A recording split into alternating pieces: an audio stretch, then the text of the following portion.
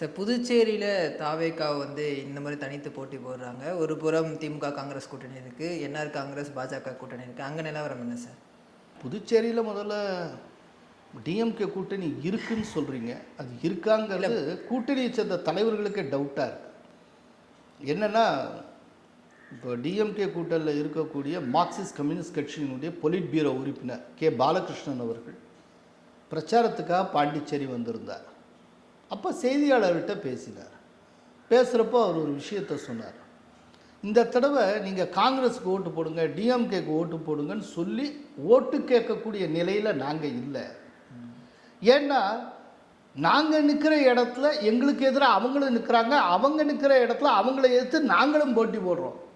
அப்படிங்கிறப்போ காங்கிரஸுக்கு ஓட்டு போடு, டிஎம்கேக்கு ஓட்டு போடு நாங்கள் எப்படி சொல்ல முடியும் அப்படிங்க. அதே போல் புதுச்சேரியினுடைய இந்திய கம்யூனிஸ்ட் கட்சி தலைவர் சலீம் நினைக்கிறேன், அவர் ஒரு தொகுதியில் நாமினேஷன் ஃபைல் பண்ணுறாரு. அவரை எதிர்த்து காங்கிரஸ் கட்சிக்காரர் ஒருத்தர் ஃபைல் பண்ணுறாரு. அது திரும்பவும் பெறமாட்டேன் அப்படின்னு சொல்லிவிட்டார். இப்போ சலீம் ப்ரெஸ் மீட்டில் பேசுகிறப்போ புதுச்சேரியை பொறுத்தவரை இந்தி கூட்டணி என்கிற ஒன்று கிடையவே கிடையாது அப்படின்னு அவர் சொல்லிட்டு போகிறார். இப்படி அதெல்லாம் வேண்டாம். உச்சகட்ட குழப்பம் என்ன அப்படின்னா, புதுவையினுடைய முதல்வராக இருந்தவர் நாராயணசாமி. நாராயணசாமி வேட்பாளராக முன்னிறுத்தி வேட்புமனு தாக்கல் செய்யணும்னா, நான் இந்த கட்சியை சார்ந்தவன் அப்படின்னு அந்த கட்சி தலைமையிட்டேருந்து ஒரு சான்றிதழ் பெற்று இணைக்க வேண்டும். எல்லாருக்கும் அது மஸ்ட். அந்த சான்றிதழை புதுச்சேரியினுடைய மாநில காங்கிரஸ் தலைவர் வைத்திலிங்கம் தர மறுத்து விட்டார். யார்? நாராயணசாமிக்கு தரமாட்டேன்ட்டார். அது ஒரு பெரிய இழுபறியாகி கடைசியில் இப்போ நாராயணசாமி என்ன செஞ்சிட்டார்னா, நான் போட்டியிடவில்லை அப்படின்ட்டார். நான் வேறு காரணங்களுக்காக போட்டியிடலை, எனக்கு வைத்திலிங்க தர மறுத்தார், அது இதுன்னு சொல்லலை, வீண் வதந்தி, அப்படிலாம் எதுவும் நடக்கலை, ஆனால் நான் போட்டியிடலை அப்படின்னு சொல்லியிருக்காரு. ஸோ நாராயணசாமிக்கே டிக்கெட் மறுத்துருக்காங்க, அவருக்கு சான்றிதழ் தரல. இந்த மாதிரியான உச்சகட்ட குழப்பம் இருக்குது.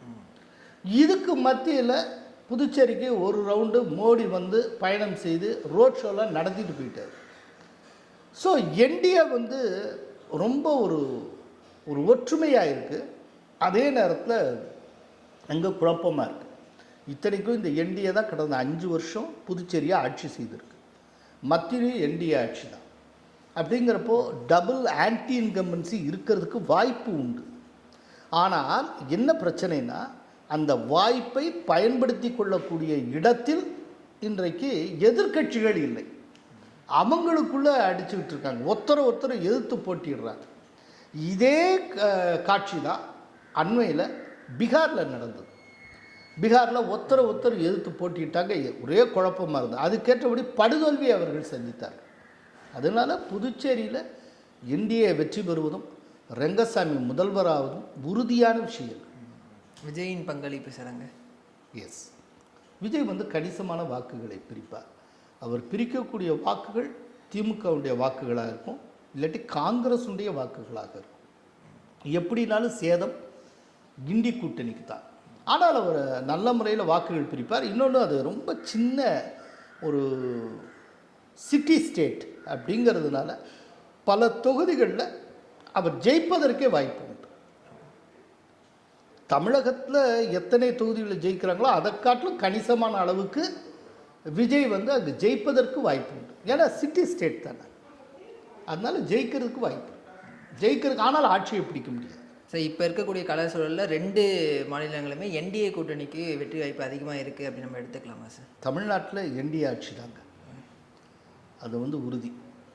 அது ஏடிஎம்கேயே தனி மெஜாரிட்டி பெற்று அது அதிமுக ஆட்சியாக இருக்குமா இல்லாட்டி கூட்டணி ஆட்சியாக இருக்குமான்னு ரிசல்ட் வரப்போ பார்த்துக்கலாம். எதுவாக இருந்தாலும் சரி என்டிஏ ஆட்சி இருக்கும்னு நான் நம்புகிறேன். புதுச்சேரியிலையும் அப்படித்தான். கேரளத்தை பொறுத்தளவில் இழுபறி இருக்கும். இடதுசாரிகளுக்கும் காங்கிரஸ் கூட்டணிக்கு இடையே இழுபறி இருக்கும். ஆனால் முன்னை காட்டிலும் கேரளத்தில் பிஜேபி ரொம்ப நல்லா பர்ஃபார்ம் பண்ணுவாங்க. அதாவது பிஜேபியினுடைய தாக்கம் அப்படிங்கிறது கேரளாவில் ரொம்ப பெருசாக முன்னாலே இருக்காது. இந்த தடவை ரொம்ப ஹெவியாக இருக்குங்கிறாங்க. 9 தொகுதிகளில் கேரளத்தில் பிஜேபி கடுமையான போட்டியை கொடுக்கும் அப்படின்னு கூறப்படுகிறது. அந்த திருவனந்தபுரம் அண்டு பாலக்காடு, அப்புறம் கோழிக்கோடு நார்த், இந்த தொகுதிகளில் பிஜேபிக்கு வெற்றி வாய்ப்பு நன்றாகவே இருக்கிறது அப்படின்னு சொல்கிறாங்க. ரீசண்டாக ஒரு இன்டர்வியூ ஒன்று பார்த்தேன். பிரணாய் ராய்க்கு கேரள மாநில பிஜேபி தலைவர் ராஜீவ் சந்திரசேகர் ஒரு இன்டர்வியூ கொடுத்துருப்பார். அதில் ராஜீவ் சந்திரசேகர் என்ன சொல்லியிருப்பார்னா, 2014 எப்படி தேசிய அரசியலுக்கு திருப்பு முனையாக அமைந்த ஆண்டோ, அதுபோல் 2026 என்பது கேரள அரசியலுக்கு திருப்பு முனையாக அமையும் அப்படின்னு அவர் சொல்லியிருப்பார். ராஜீவ் சந்திரசேகர் ரொம்ப பெரிய இன்டலெக்சுவல், ஏஷியா நெட்டினுடைய சேர்மனாக இருந்தவர், மோடியுடைய கேபினெட்டில் மினிஸ்டராக இருந்தவர். அவர் தான் இப்போது கேரள பிஜேபியினுடைய தலைவராக இருக்கிறார். அவர் சொல்லியிருக்கிற வார்த்தை இது. அதனால் கேரளத்தில் இந்த தடவை பிஜேபி பிரமாதமாக ஷைன் பண்ணும் அப்படின்னு நான் நினைக்கிறேன். அதே போல் அஸ்ஸாமில் திட்டவட்டமாக பிஜேபி ஆட்சியை கைப்பற்றும். போன தடவை கூட மெஜாரிட்டிக்கு கொஞ்சம் குறைஞ்சிருந்தது. அதனால் கூட்டணி கட்சிகளோடு சேர்ந்து ஒரு ஆட்சி அமைச்சாங்க.